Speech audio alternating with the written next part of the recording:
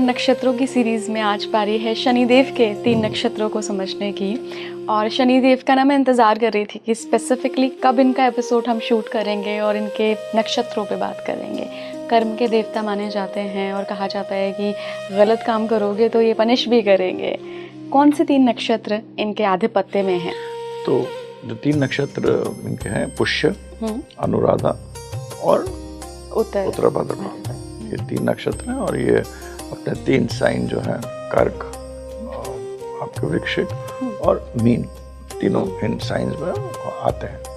तीनों जलीय राशि, तीनों जलीय राशि है, दैट इज इम्पोर्टेंट। तो शनि का जो ये स्वरूप है, ये इट्स ऑलवेज कि हमको हर चीज़ सही करना, जैसे आपने कहा, एक स्ट्रक्चर मेंटेन करना है, एक ऑर्डर होना चाहिए और डिसिप्लिन होना चाहिए। तो स्ट्रक्चर, ऑर्डर और डिसिप्लिन, ये 3 चीज़ें शनिदेव का स्वरूप है कि 3 चीज़ें कहते हैं करने के लिए।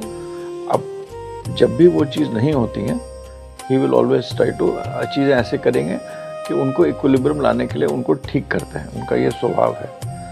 और शनिदेव का जो आप मेन चीज़ जो आपको समझना चाहिए कि Shani is the only planet जो कि आपको मिलता है वो शनि के बारे में, शनि से मिलता है। बृहस्पति आपको एक देगा कि आपके ज़िंदगी में ये 10 चीज़ों की चॉइस है, इस समय आपकी ये 10 चीज़ें आ रही हैं, मगर उन 10 चीज़ों में आपकी क्या चीज़ फलित होती है वो शनि देव ही कराते हैं। तो जो फलित होता है वो शनि के मारे ही होता है। तो इसी तरह इसके संदर्भ में शनि के जो नक्षत्र हैं वो बड़े इम्पोर्टेंट हैं और आदमी को ऊंचाइयों पर पहुंचाते हैं शनि के नक्षत्र, दोनों ही तरीके से।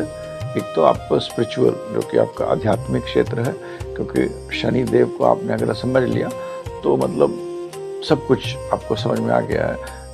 आप शनि एक तरह से शिव जी की तरह की, हमको सब पता है। शनि देव, अगर आपको शनि देव आपके अंदर उतर के तो आपको सब पता है, मेरे को बताने की ज़रूरत नहीं है। मगर अगर शनि देव में और भी प्लैनेट्स के मतलब एक्शंस हैं, मतलब और भी प्लैनेट्स आप इन्फ्लुएंस कर रहे हैं, देन कलयुग में शनि का फिर रिएक्शंस एंड एक्शंस होते हैं, वो अलग होते हैं। तो इसी तरह इसलिए शनि के जो नक्षत्र हैं हमको बहुत अच्छी तरह देखना चाहिए